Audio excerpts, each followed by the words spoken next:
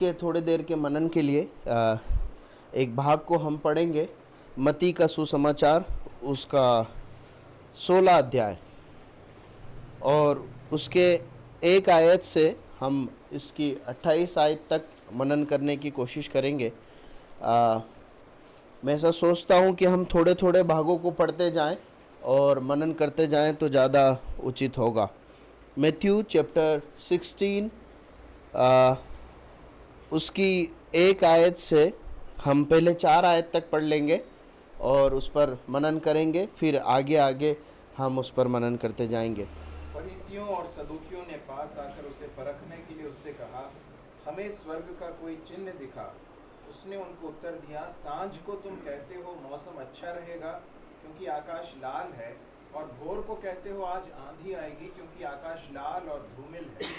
तुम आकाश के लक्षण देखकर उसका भेद बता सकते हो, पर समय के चिन्हों का भेद क्यों नहीं बता सकते? इस युग के बुरे और व्यभिचारी लोग चिन्ह ढूंढते हैं, पर योना के चिन्ह को छोड़ उन्हें और कोई चिन्ह न दिया जाएगा। और वह उन्हें छोड़कर चला गया। परमेश्वर अपने वचन के पढ़े और सुने जाने पर आशीष दे। हमारे लिए बहुत परिचित ये भाग है जिसे हमने पढ़ा और आगे पढ़ने जा रहे हैं। ये अध्याय हमें बहुत सारी बातों को सिखाता है। सारी बातें तो हम मनन नहीं कर पाएंगे, पर उसमें से कुछ कुछ बातें मनन करते हुए हम आगे बढ़ेंगे। हम यहाँ पर देखते हैं प्रभु यीशु मसीह के पास कुछ विशेष समुदाय के लोग आए हैं। कौन कौन आए हैं? फरीसी और सदूकी आए हैं, है ना। और क्यों आए हैं ये? परखने के लिए। देखिए, जब प्रभु यीशु मसीह धरती पर थे तो अनेक अनेक कारणों से लोग प्रभु यीशु मसीह के पास आते थे। कुछ चंगाई पाने आते थे, कुछ दुष्ट आत्माओं से चंगाई पाने आते थे, कुछ प्रश्न पूछने आते थे क्योंकि वो सीखना चाहते हैं, जैसे निकोदेमुस। लेकिन ये जो शास्त्री फरीसी है, इन्हें अधिकांश इसलिए आते देखते हैं क्योंकि ये क्या करना चाहते हैं? प्रभु यीशु मसीह को परख कर फंसाना चाहते हैं, उसकी जांच करना चाहते हैं, है ना। और वो इस प्रकार बोलते हैं कि हमें आकाश में एक चिन्ह दिखाइए, आकाश का एक चिन्ह दिखाए। इससे पहले प्रभु यीशु मसीह ने चिन्ह कुछ दिखाए थे क्या? नहीं। प्रभु यीशु मसीह ने धरती पर रहते हुए कोई चिन्ह दिखाया था? आश्चर्य कर्म दिखाए थे? दिखाए थे कि नहीं दिखाए? है ना, दिखाए थे, बहुत सारे आश्चर्य कर्म दिखाए थे। तो वो सब धरती पर दिखाए थे, है ना। बाइबल पंडितों का ऐसा मानना है कि ये प्रश्न इसलिए इस प्रकार पूछा गया क्योंकि प्रभु यीशु मसीह ने सारे आश्चर्य कर्म धरती पर दिखाए थे। और बाइबल में ऐसा लिखा नहीं है, लेकिन जिन लोगों ने उस समय काल का गहन अध्ययन किया है, जिन बाइबल पंडितों ने, वो ऐसा बताते हैं कि ये लोग ऐसा सोचते थे कि प्रभु यीशु मसीह वो मसीहा नहीं है जो परमेश्वर की ओर से आने वाला है, परंतु ये दुष्ट आत्माओं की सहायता से ये आश्चर्य कर्म करता है ना। हम एक भाग और पढ़ते हैं जहाँ पर उन्होंने प्रभु यीशु मसीह को इस प्रकार कहा कि तू दुष्ट आत्माओं की सहायता से, सरदार की सहायता से ऐसा करता है। तो उन्हें ऐसा लगता था कि धरती पर ये सब जो कार्य है वो शैतान की ताकत से होते हैं, लेकिन आकाश जो है वो परमेश्वर का है ना। आकाश में अगर कुछ सामर्थ्य के काम करना है तो परमेश्वर साथ होना बहुत जरूरी है। इस प्रकार का एक सोच थी उस समय की, है ना। ऐसा बाइबल विद्वान लोग मानते, इसीलिए उन्होंने प्रभु यीशु मसीह को मसीहा के रूप में जानने के लिए, परखने के लिए कि ये परमेश्वर की ओर से है कि नहीं, आकाश में कुछ आश्चर्य कर्म करने को बोला। लेकिन प्रभु यीशु मसीह क्या बोलते हैं? चिन्ह दिखाते हैं क्या आकाश का? नहीं दिखाते, पर क्या बोलते हैं उनको?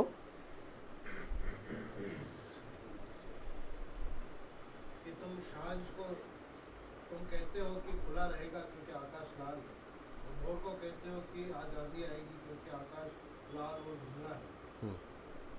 तुम आकाश का लक्षण देखकर भेद बता सकते हो, पर समयों के चिन्हों का भेद नहीं बता सकते। आगे इस युग के बुरे और व्यभिचारी लोग चिन्ह ढूंढते हैं, पर यूनुस के चिन्ह को छोड़ कोई और चिन्ह उन्हें न दिया जाएगा, और वह उन्हें छोड़कर चला। अब देखिए, प्रभु यीशु मसीह यहाँ पर उन्हें कोई चिन्ह या चमत्कार आकाश में नहीं दिखाते, परंतु उनके वो जो चिन्ह मांग रहे हैं उसके जवाब में कुछ बातों को कहते हैं। पहली बात, प्रभु यीशु मसीह इस प्रकार कहते हैं कि तुम इतने समझदार हो। ये सदूकी और फरीसी जो लोग थे, इन्हें शास्त्र का बहुत ज़्यादा ज्ञान था। ये बात अलग है कि फरीसियों की शिक्षा और सिद्धांत अलग थे, सदूकियों की शिक्षा और सिद्धांत अलग थे। दोनों एक दूसरे के प्रतिद्वंदी थे, लेकिन प्रभु यीशु मसीह को फंसाने के लिए दोनों एक बनकर यहाँ पर बात कर रहे हैं, ये बात अलग है। लेकिन ये लोग परमेश्वर के वचन को पढ़ने, समझ रखने वाले और भौगोलिक समझ रखने वाले बहुत बुद्धिजीवी लोगों में से हुआ करते थे।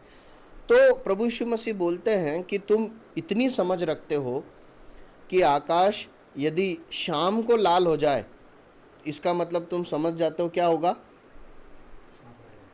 है क्या लिखा? हाँ, साफ रहेगा। और सुबह हो जाए तो क्या आएगी? आंधी आएगी। मतलब एक ही आकाश एक ही है, लेकिन यदि वो सुबह लाल हो रहा है, शाम को लाल हो रहा है, तो क्या प्रभाव आएगा ये जानते हो। और फिर प्रभु यीशु मसीह कहते हैं कि तुम समय और कालों का भेद नहीं बता पा रहे। इसका मतलब क्या है? प्रभु यीशु मसीह ये बताना चाहते हैं कि तुम्हें शास्त्रों में ये बताया गया है कि मसीहा किस प्रकार से, कहाँ, कैसे, किन समय कालों में आएगा। आप समझ रहे हैं? इस्राएलियों के लिए मसीह का आगमन एक सीक्रेट नहीं था। परमेश्वर ने अपने वचन में एक पर्याप्त उन्हें ये अनुमान दिया था कि मसीह आएगा, है ना, कौन सी जगह पर आएगा, वो क्या क्या करेगा, उसके कार्य, उसके आश्चर्य कर्म। उसके आने के पहले एलिया की आत्मा का एक व्यक्ति आएगा जो यूहन्ना बपतिस्मा देना, ये सब परमेश्वर ने समझाया था। प्रभु यीशु मसीह बोलते हैं कि तुम ये भौगोलिक चीज़ों को समझते हो, तुम शास्त्रों को जानते हो, लेकिन तुम उस भेद और काल का पता नहीं लगा पा रहे। उसके बाद प्रभु यीशु मसीह एक चीज़ बोलते हैं, क्या? कि तुम्हें एक चिन्ह को छोड़कर कोई चिन्ह नहीं दिया जाएगा। कौन सा चिन्ह? यूनुस के चिन्ह को छोड़ कोई और चिन्ह नहीं दिया गया। यूनुस मतलब योना के साथ क्या हुआ था? है मछली के पेट में, है ना, वो सब कहानी सबको याद है। एक परमेश्वर का एक भविष्यवक्ता था जो पुराने समय में बहुत सालों पहले होके गया, ठीक है, वो हमारा विषय नहीं। प्रभु कहते हैं वो चिन्ह के अलावा तुम्हें कोई चिन्ह नहीं दिया जाएगा। अब देखिए, ये पूरे डिस्कशन में, ये पूरा जो वार्तालाप हो रहा है 1 आयत से 4 आयत तक, इसमें 3 मुख्य सत्य निकल कर सामने आते हैं। सबसे पहली बात, परमेश्वर विश्वास से मिलता है, तर्कों से नहीं मिलता। परमेश्वर विश्वास से मिलता है, तर्क से नहीं मिलता।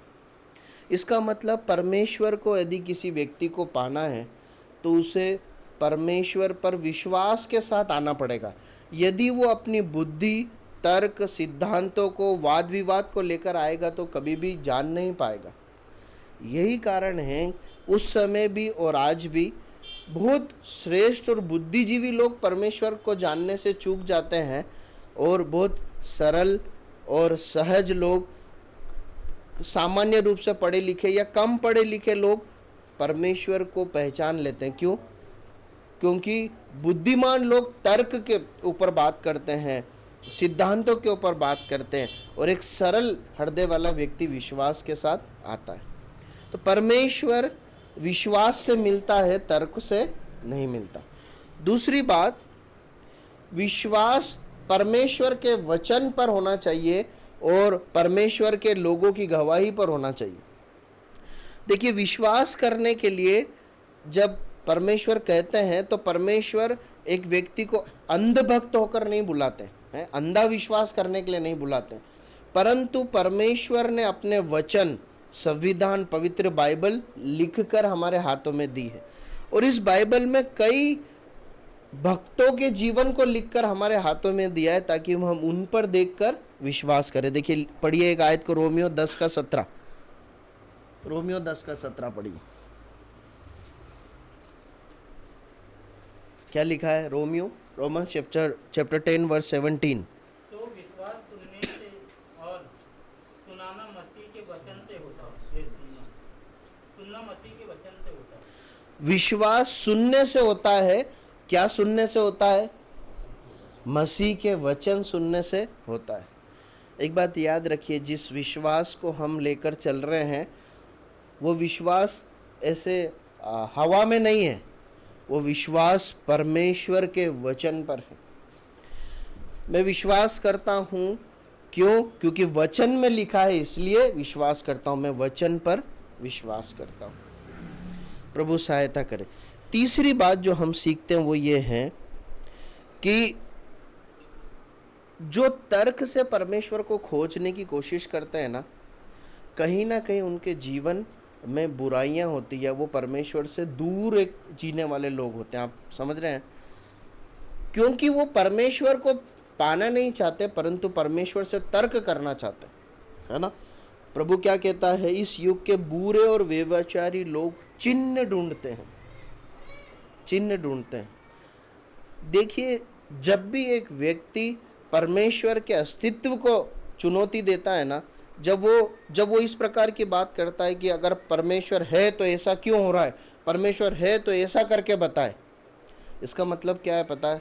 वो परमेश्वर को एक्चुअली में जानना नहीं चाहता, सच्चाई में उसे खोजना नहीं चाहता, परंतु वो वाद विवाद कर रहा है। और ऐसे व्यक्ति का अगर चरित्र आप ढूंढेंगे ना, अगर आप उसे पता करेंगे कि वो कैसे जीवन जी रहा है गुप्त में, उसके विचार इच्छाएं कैसी, तो आप पाएंगे कि वो बुराई में परमेश्वर से दूर जीवन जी रहा है। प्रभु यीशु मसीह को, जब प्रभु यीशु मसीह क्रूस पर थे तो लोगों ने पुकारा, है ना, कि यदि तू मसीह आए तो क्रूस पर से उतरा। कौन लोग पुकार रहे थे? जिन्होंने छल से पकड़वाया था। प्रभु सहायता करे। हम आगे बढ़ते हैं, थोड़ा जल्दी आगे बढ़ेंगे। 3 बातें हमने देखी, मैं उम्मीद करता हूँ आपने लिखी है। विश्वास से परमेश्वर मिलता है, तर्क से नहीं। विश्वास परमेश्वर के वचन पर होना चाहिए। और तीसरी बात, जो लोग विश्वास से नहीं तर्क से परमेश्वर को खोजते हैं उनका जीवन पाप या बुराई में होता है। अब 5 से 12 आयत को पढ़ लीजिए। और चेले पार जाते समय रोटी लेना भूल गए थे। यीशु ने उनसे कहा, देखो फरीसी और सदूकियों के खमीर से चौकस रहना। वे आपस में विचार करने लगे कि हम तो रोटी नहीं लाए। यह जानकर यीशु ने उनसे कहा, हे अल्पविश्वासियों, तुम आपस में क्यों विचार करते हो कि हमारे पास रोटी नहीं? क्या तुम अब तक नहीं समझे और उन 5,000 की 5 रोटियां स्मरण नहीं करते? और न यह कि कितनी रोटियां टोकरियां उठाई थी, और न उन 4,000 की 7 रोटी, और न यह कि कितने टोकरे उठाए गए थे? तुम क्यों नहीं समझते कि मैं तुमसे रोटियों के विषय में नहीं कहा, फरीसियों और सदूकियों के खमीर से चौकस रहना?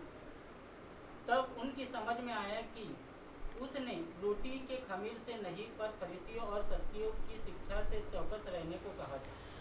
अब देखिए, जब पहला वार्तालाप हो चुका तो प्रभु यीशु मसीह और चेले वहाँ से निकल कर आ गए, है ना। अब जो वो है मार्ग में है, और क्या हुआ है कि चेले रोटी लेना भूल गए, है ना। और हम भी भूल जाते हैं कई बार कुछ काम, ऐसे चेले भी हमारे ही समान मनुष्य थे तो वो भूल गए। अब प्रभु यीशु मसीह उनसे कुछ बातें कर रहे हैं। प्रभु यीशु मसीह कह रहे हैं खमीर से चौकस रहना, और प्रभु यीशु मसीह शिक्षा की बातें कर रहे हैं, आत्मिक बातें कर रहे हैं। उनका मन का लगा हुआ है, शारीरिक बात, रोटी में लगा हुआ है। वो बोल रहे हैं प्रभु यीशु मसीह सदूकियों और फरीसियों के खमीर से चौकस रहना। वो समझ रहे हैं कि अच्छा हम रोटी नहीं लाए ना, इसलिए प्रभु यीशु मसीह ऐसा बोल रहे हैं कि उनसे चौकस रहना।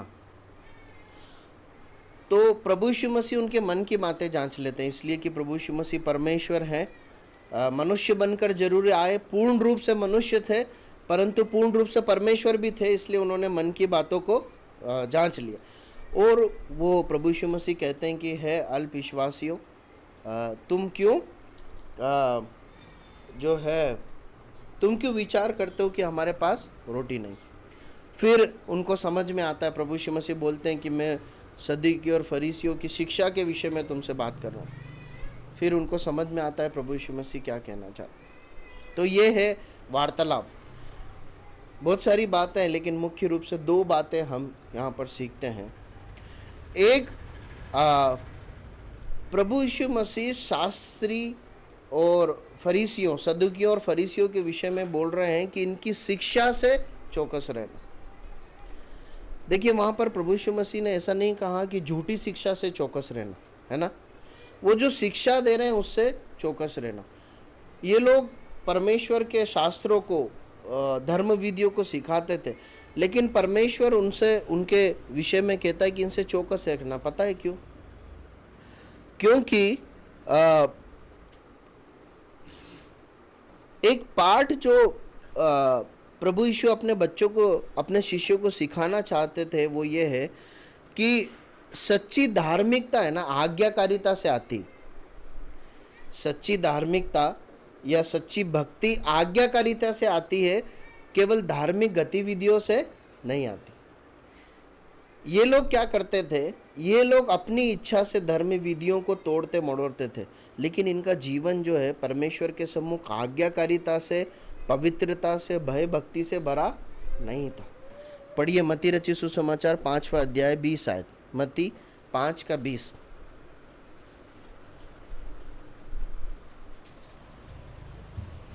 क्योंकि मैं तुमसे कहता हूँ कि यदि तुम्हारी धार्मिकता शास्त्रियों और फरीसियों की धार्मिकता से बढ़कर न हो, तो तुम स्वर्ग के राज्य में कभी प्रवेश करने न पाओ।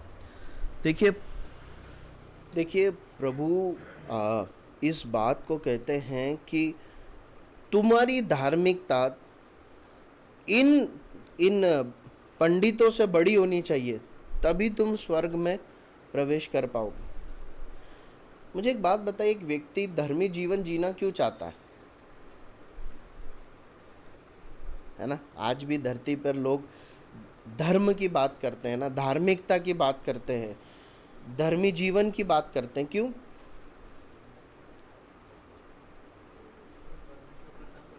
परमेश्वर को पसंद कर सके, है ना।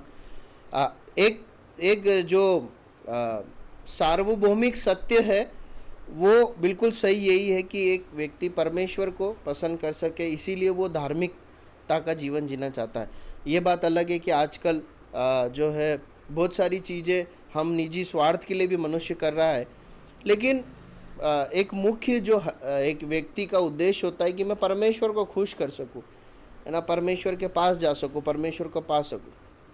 प्रभु यीशु मसीह कहते हैं कि यदि सच में परमेश्वर के पास जाना है तो भक्ति कैसी होना चाहिए, धार्मिकता कैसी होना चाहिए, जिसमें सच्ची आज्ञाकारिता हो, परमेश्वर के प्रति, परमेश्वर के वचन के प्रति आज्ञाकारिता हो, विश्वास, आज्ञा मानना। आज्ञा मानेंगे तो पवित्र जीवन होएगा। केवल रीति रिवाज को दोहराना, अगर हम अपनी बात करें तो केवल सभाओं में आना, मेज में सहभागी होना और दान देना, चर्च जाना, नहीं जाना, ये धार्मिक गतिविधियां मात्र हमें परमेश्वर के पास नहीं पहुंचाती, पर इसके साथ का आज्ञाकारिता का जीवन हमें परमेश्वर के पास पहुंचाता है। ठीक है, हम आगे बढ़ते हैं।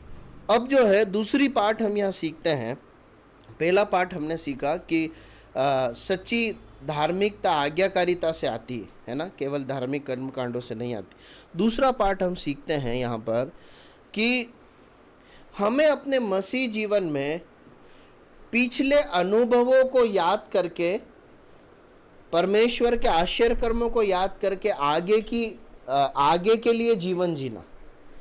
हमारे मसीह जीवन के पिछले अनुभवों को, परमेश्वर के द्वारा किए गए आश्चर्य कर्म या आशीषों को याद करके, उसे स्मरण करके, उसके आधार पर आगे का जीवन विश्वास के साथ या आज्ञाकारिता के साथ जीना है।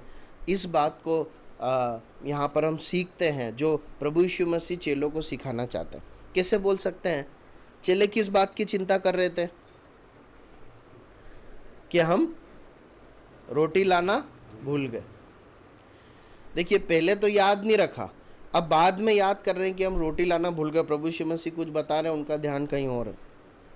अब देखिए प्रभु उन्हें स्मरण दिलाते हैं कि तुम क्या बोलते हैं उन्हें, है अल्पविश्वासी, है ना।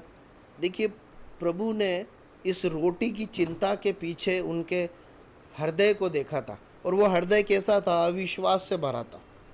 फिर प्रभु यीशु मसीह उन्हें पिछले दिनों की याद दिलाते हैं। क्या याद दिलाते हैं कि तुम्हें याद है जब 5 रोटी थी तो कितने टोकरे उठाए थे, 12, और जब 7 रोटी थी तब कितने उठाए थे टोकरे, 7, है ना। 5 रोटी में 12 उठाए थे और 7 रोटी में 7 टोकरे उठाए थे। ऐसा लग सकता है कि उस समय 12, 7 ऐसा क्यों, बाइबल पंडितों का ऐसा मानना है कि ये टोकरे जो 7 थे ना, उन 12 टोकरे से भी बड़े थे। मतलब उस संख्या पर जाने से कोई मतलब नहीं है, प्रभु ने भरपूरी से उन्हें दिया था। अब देखिए इतने टोकरे भरकर इन्होंने उठाए थे, इनके पास 5 थी तो 12 टोकरे उठाए, 7 थी तो 7 टोकरे उठाए बड़े बड़े। अब यहाँ पर कितनी रोटी की जरूरत है, कितने लोगों के लिए जरूरत है, चलो यहाँ से शुरू करते। 13 लोगों के लिए, 12 चेले और एक प्रभु यीशु मसीह। कितनी रोटी चाहिए अंदाजन, 26, 40। मैं ऐसे जोड़ रहा था कि 5 रोटी भी एक व्यक्ति खावे तो 12 पंजे 60, प्रभु यीशु मसीह की 5 65, है ना। मैंने ऐसा सोचा, आप 3 लगा ली, 2। इससे पहले कितनी रोटियों का प्रभु ने प्रबंध करा था, गिन ही नहीं सकते। गिन सकते हैं क्या, मतलब कुछ कैलकुलेशन लगाए तो गिन लेंगे, पर वहाँ तो हजारों की संख्या में रोटी का प्रबंध। प्रभु बोलना क्या चाह रहा है कि तुम देखो मैंने कैसे तुम्हें चलाया यहाँ तक, है ना। हजारों हजार रोटियों का अरेंजमेंट मैंने तुम्हारे लिए जंगल में कर दिया, ठीक है। तो अभी 60, 50, 40 रोटी का प्रबंध तो मैं कर ही दूंगा। प्रियो, हमारे मसीह जीवन में है ना, जब प्रभु हमें लेकर चलता है ना तो अलग अलग अनुभव देता है, खट्टे मीठे, है ना। कभी धन के मामलों में सिखाता है, कभी स्वास्थ्य के मामलों में सिखाता है, पारिवारिक चुनौतियों के बारे में सिखाता है, नौकरी की चुनौतियों के संदर्भ में सिखाता है। तो एक विश्वासी जब अपने जीवन को जीते जीते आगे बढ़ता है ना, तो उसके पास एक अनुभव होता है। ये बहुत ज़रूरी है कि समय समय पर हम पीछे मुड़कर उन अनुभवों को देखें, परमेश्वर ने कैसे मुझे और मेरे परिवार को चलाया है, कैसे मेरी ज़रूरतों को पूरी किया है, कैसे मैं उस विपदा में था, परमेश्वर ने कैसे मदद की, और उस आधार पर आगे विश्वास के साथ आज्ञा मानना, ये परमेश्वर हमारे लिए चाहता है।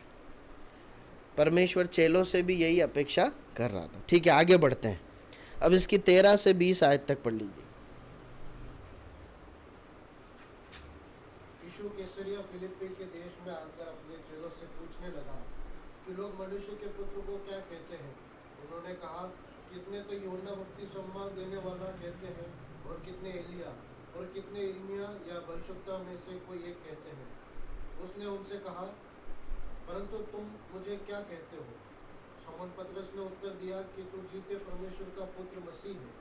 यीशु ने उसको उत्तर दिया कि हे शमौन, योना के पुत्र, तू धन्य है, क्योंकि मांस और लोहू ने नहीं, परंतु मेरे पिता ने जो स्वर्ग में है ये बात तुझ पर प्रकट की है। और मैं भी तुझसे कहता हूँ कि तू पतरस है, और मैं इस पत्थर पर अपनी कलीसिया बनाऊंगा, और अधोलोक के फाटक उस पर प्रबल न होंगे। मैं तुझे स्वर्ग के राज्य की कुंजियां दूंगा, और जो कुछ तू पृथ्वी पर बांधेगा वह स्वर्ग में बंधेगा, और जो कुछ तू पृथ्वी पर खोलेगा वह स्वर्ग में खुलेगा। काफ़ी, हाँ पढ़ लीजिए। तब उसने चेलों को चिताया कि किसी से न कहना कि मैं मसीह हूँ। ठीक है, प्रभु वचन के पढ़े जाने पर आशीष दे। अब देखिए, ये जो भाग हमने पढ़ा है 13 से 20, बहुत सारी बातें हैं इसके अंदर सीखने के लिए। थोड़ी बातों को सीखते हुए हम आगे बढ़ते हैं। अब जो है प्रभु यीशु मसीह उनसे पूछते हैं कि लोग मनुष्य के पुत्र को क्या कहते हैं। देखिए, आज का समय हो या पुराना समय हो, दोनों समयों पर प्रभु यीशु मसीह के विषय में लोगों के अपने अपने अलग अलग मत थे, है ना। आज भी ऐसा ही है। सब लोग प्रभु यीशु मसीह को परमेश्वर करके जानते हैं क्या, मानते हैं क्या, नहीं, है ना। कोई धर्म गुरु करके मानते हैं, कोई भविष्यवक्ता करके मानते हैं, कोई स्वर्गदूत करके मानते हैं, कोई कुछ नहीं मानते हैं, ऐसा होता है ना। उस समय भी ऐसा ही था। उस समय प्रभु यीशु मसीह को लोग क्या समझते थे? कुछ लोग क्या समझते थे? यूहन्ना बपतिस्मा देने वाला जिंदा हो गया, है ना। कुछ लोग समझते थे एलिया है, कोई यर्मिया है। कुछ लोग भविष्यवक्ता समझते थे। वो भविष्यवक्ता नहीं समझते थे जो सचमुच में आने वाला, बस भविष्यवक्ता समझते थे। देखिए, ये भाग हमें बताता है कि परमेश्वर को, प्रभु यीशु मसीह को कोई फ़र्क नहीं पड़ता दुनिया के लोग उसे क्या बोलते हैं। इस बात से फ़र्क पड़ता है कि उसके अपने लोग उसे कैसे देखते हैं, कैसे समझते हैं, कैसे जानते हैं ना। प्रभु यीशु मसीह क्या पूछता है? ठीक है, वो जो कुछ भी समझते हैं, तुम क्या समझते हो? तुम मुझे क्या कहते हो, है ना। क्या बोलता है शमौन? झूठे परमेश्वर का पुत्र मसीह। यीशु ने उत्तर दिया कि हे शमौन, योना के पुत्र, तू धन्य है। देखिए, संसार के लोगों की दृष्टि में परमेश्वर, प्रभु यीशु मसीह, बाइबल, उसके वचन, उसकी विधियाँ क्या भी मायने रखती हो, वो उसे कैसे भी देखते हो, आपकी और मेरी जिम्मेदारी है, परमेश्वर की संतान होने के कारण, परमेश्वर के लोग होने के कारण, हम अपने प्रभु यीशु मसीह को कैसे देखते हैं, कैसा विश्वास करते हैं, उसके प्रति कितने आज्ञाकारी हैं, उसके वचन के प्रति, उसकी धार्मिक विधियों के प्रति हमारा समर्पण क्या है, ये परमेश्वर की दृष्टि में बहुत महत्वपूर्ण है। दूसरी बात हम सीखते हैं कि जो प्रभु यीशु मसीह को मसीहा अर्थात परमेश्वर का पुत्र, परमेश्वर और पापों से छुड़ाना वाला कर मानते हैं, विश्वास करते हैं, वही लोग धन्य हैं। दूसरी बात हम सीखते हैं, वे लोग धन्य और आशीषित हैं जो प्रभु यीशु मसीह को परमेश्वर का पुत्र और उद्धारकर्ता, पापों से छुड़ाने वाला प्रभु करके मानते हैं। देखिए, जैसे ही पतरस ने कहा कि तू परमेश्वर का पुत्र मसीहा है, प्रभु यीशु मसीह ने कहा, क्या कहा? तू धन्य है, धन्य है। एक बात याद रखना, प्रभु यीशु मसीह को अच्छा गुरु करने वाला आशीष नहीं पाएगा, स्वर्ग नहीं जाएगा। ईसाई धर्म का संस्थापक मानेंगे तो स्वर्ग नहीं जाएगा, आशीष नहीं पाएगा।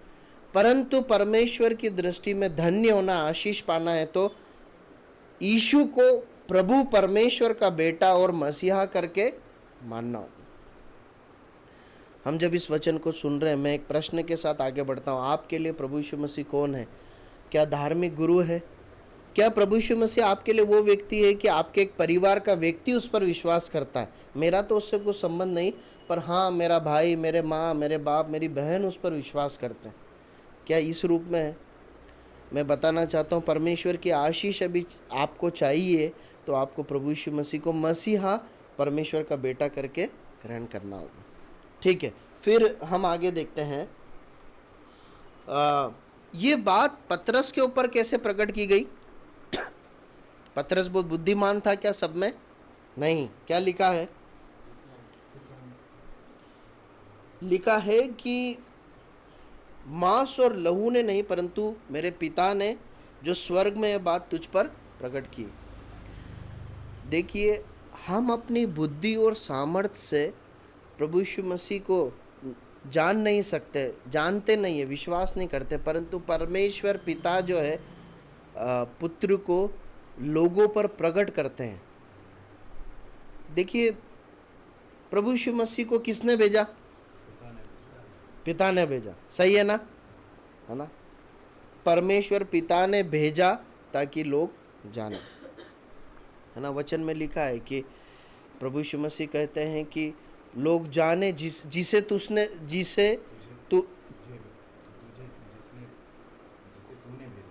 तूने भेजा है उसे लोग जाने, है ना, मतलब मसीह को जाने। फिर हम देखते हैं जब प्रभु यीशु मसीह का बपतिस्मा हो रहा है तो प्रभु यीशु मसीह परमेश्वर का बेटा, ये कौन प्रकट कर रहा है? परमेश्वर पिता प्रकट कर रहे हैं ना। क्या भविष्यवाणी हुई? ये मेरा प्रिय पुत्र है, मैं इससे बहुत प्रसन्न हूँ। फिर उसके बाद एक और स्थान हम देखते हैं। एक घटना है जहाँ पर पतरस, याकूब और यूहन्ना प्रभु यीशु मसीह के साथ पहाड़ पर है। वहाँ कौन प्रकट कर रहा है प्रभु यीशु मसीह को? पिता प्रकट कर रहे हैं। क्या बोलते हैं? ये मेरा प्रिय पुत्र है, इसकी सुनो। देखिए, आज जो हम प्रभु यीशु मसीह पर विश्वास करते हैं ना, जितना भी हम जानते हैं, ये सब पिता ने हम पर प्रकट किया है। इसलिए हम जानते हैं ये हमारा कोई बड़प्पन नहीं है, परंतु परमेश्वर का बड़ा अनुग्रह है। इसलिए आज भी यदि हमें परमेश्वर के वचन को और अच्छे से समझना, जानना है, प्रभु यीशु को जानना, उसमें बढ़ना है, तो हमें पिता से प्रार्थना करना चाहिए। पिता, आप हमें अपने बेटे के बारे में और अपने बेटे के वचन के बारे में समझाइए, तभी हम अच्छे से समझ पाएंगे और जान पाएंगे। ठीक है, उसके बाद आगे बढ़ते हैं। ये जो विश्वास है, इसके विषय में पर प्रभु यीशु कहते हैं 18 आयत में, और मैं भी तुझसे कहता हूँ कि तू पत्थर से, और मैं इस पत्थर पर अपनी कलीसिया बनाऊंगा और अधोलोक के फाटक उस पर प्रबल न होंगे। अब देखिए, यहाँ पर एक नया शब्द प्रभु यीशु मसीह यूज़ करते हैं, जो आज तक चेलों ने, इस्राएलियों ने, इस धरती पर किसी ने नहीं कहा था। क्या शब्द है वो? कलीसिया। कलीसिया मतलब परमेश्वर पर विश्वास करने वाले लोगों का झुंड। मैं इस पत्थर पर कलीसिया बनाऊंगा, मतलब ये जो विश्वास तू प्रकट कर रहा है ना, कि मैं परमेश्वर का बेटा हूँ, मैं मसीहा हूँ, मैं छुड़ाने वाला, उद्धार करता हूँ, जो लोग ये विश्वास करेंगे उन लोगों का एक झुंड होगा, और वो होगी कलीसिया। देखिए, ये जो हम एक झुंड भरकर बैठे हैं ना, इसको बनाने वाला प्रभु यीशु मसीह स्वयं है। इसको नाम देने वाला, इसका नामांकरण भी किसने किया है? परमेश्वर ने किया।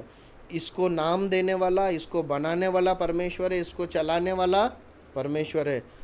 और अधोलोक के फाटक मतलब शैतान और शैतान की शक्ति और नरक इस झुंड पर कभी भी प्रबल नहीं हो पाएगा। देखिए, पहले वहाँ इकट्ठा होते थे, अब यहाँ इकट्ठा हो रहे हैं।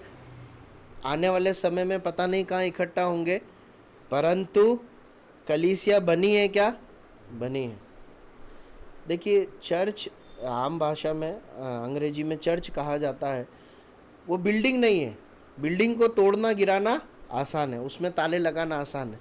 कलीसिया में ताले लगाना असंभव है ना, क्योंकि इसको बनाने वाला, इसको चलाने वाला, इसकी रक्षा करने वाला कौन है?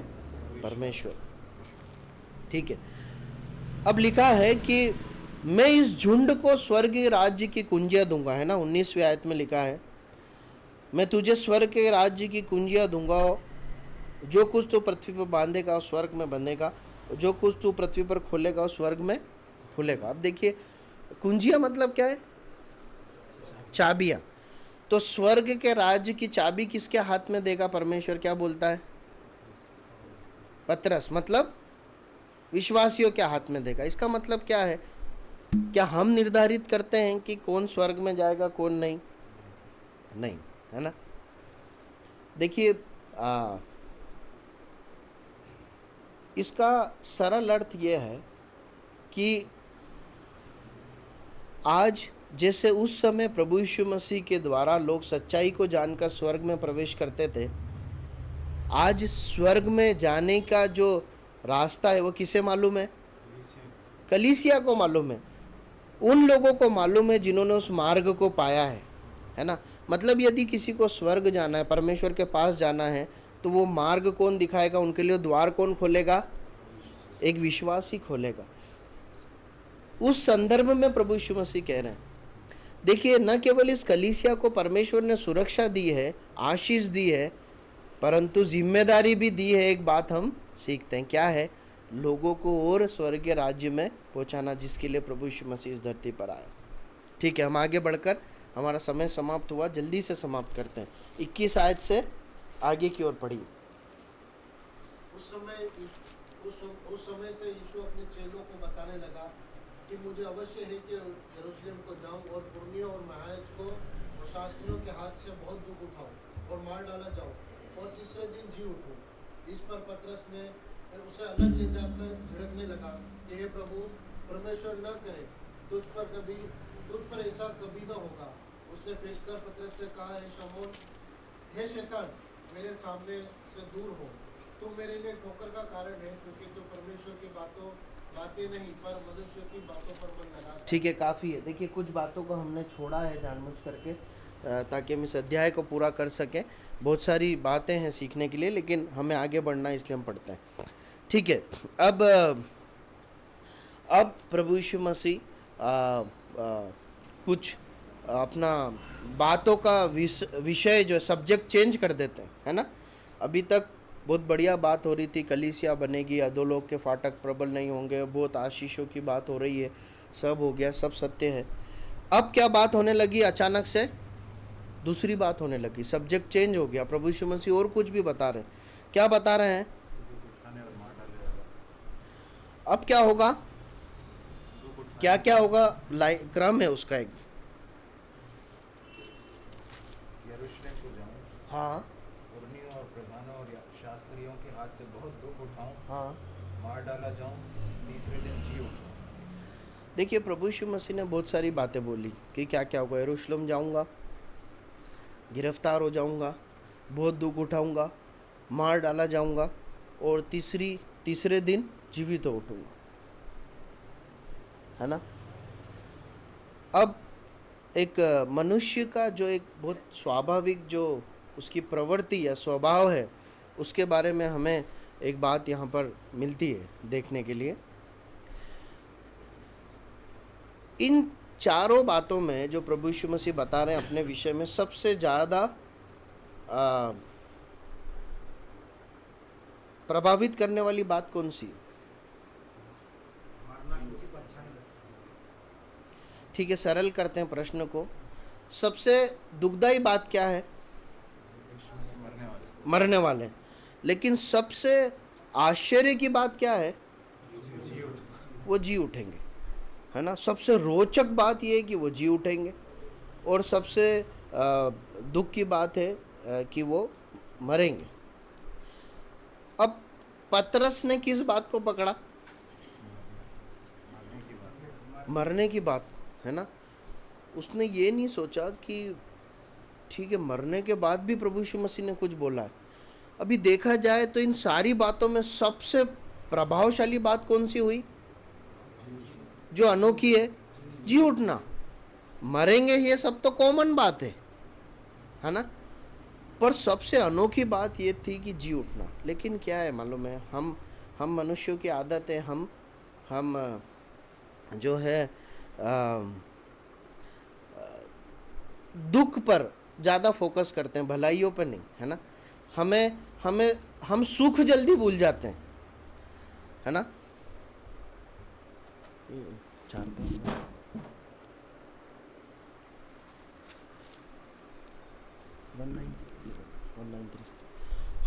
हम दुख पर ज़्यादा फोकस करते हैं। देखिए, इस्राएलियों की भी यात्रा का जब हम वर्णन पिछले दिनों देख रहे थे, तो जब वो किसी चुनौती का सामना करते थे तो वो दुख पर फोकस करते, वो पिछले मुड़कर आशीष और भलाइयों को याद नहीं करते, है ना। तो यहाँ पर भी हम इस बात को देखते हैं कि पतरस दुख पर फोकस कर रहा है। लेकिन आपको आश्चर्य होगा या परमेश्वर का वचन हमें बता दो, जो सच्चे भक्त हुए हैं ना, वो परमेश्वर की इच्छा को ज़्यादा महत्व देते हैं। एक भाग को पढ़िए, इब्रानियों 11:25।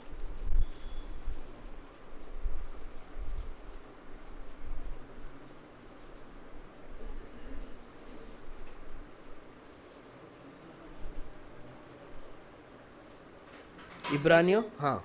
इसलिए कि उसे पाप में थोड़े दिन सुख भोगने से परमेश्वर के लोगों के साथ दुख भोगना और उत्तम लगा। देखिए, प्रभु यहाँ एक महत्वपूर्ण पाठ शिष्यों को सिखाना चाहते हैं। वो ये है कि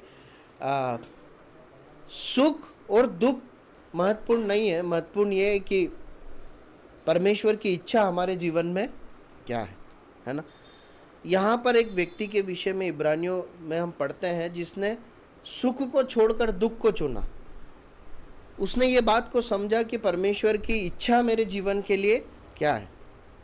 देखिए पतरस यहाँ पर परमेश्वर की इच्छा को दरकिनार करके, परमेश्वर की योजना को दरकिनार करके केवल किस बारे में सोच रहा है? शारीरिक सुख के बारे में सोच रहा है कि प्रभु ऐसा नहीं होना चाहिए कि आपको बलिदान होना पड़े, जबकि प्रभु यीशु मसीह आए क्यों थे?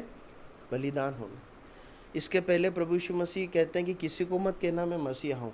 आपने कभी सोचा कि प्रभु यीशु मसीह बार बार क्यों बोलते थे किसी को मत बोलना? क्योंकि मतलब चेलों को क्यों बोलते थे? क्योंकि मसीहा शब्दों से बोलने से अभी फायदा नहीं है जब तक वो बलिदान का काम पूरा नहीं हो जाता, है ना। जब बलिदान का काम पूरा हो गया तब आज्ञा दी कि जाकर पूरी दुनिया में कह दो कि मसीहा मैं हूं।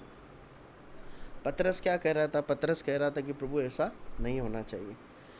तो महत्वपूर्ण बात जो हम सीखते हैं वो ये है कि सुख हो या दुख हो, हम सुख को चुने या दुख को चुने, महत्वपूर्ण ये है कि हम परमेश्वर की इच्छा को चुने। हमें सुख दुख की बजाय परमेश्वर की इच्छा को महत्व देना चाहिए, फिर चाहे सुख मिले या दुख मिले। ठीक है, आगे बढ़ते हैं। हम ज़्यादा मनन नहीं करते हुए समाप्त करेंगे। आखिरी आयत पढ़ लेते हैं, 24वीं आयत। क्या लिखा है? तब यीशु ने अपने चेलों से कहा, यदि कोई मेरे पीछे आना चाहे तो अपने आप को इनकार करे और अपना क्रूस उठाए और मेरे पीछे हो ले। देखिए प्रभु यीशु मसीह यहाँ पर कहना चाहते हैं, बताते हैं कि यदि कोई मेरे पीछे आना चाहे तो उसे दो काम करने होंगे। कौन कौन से?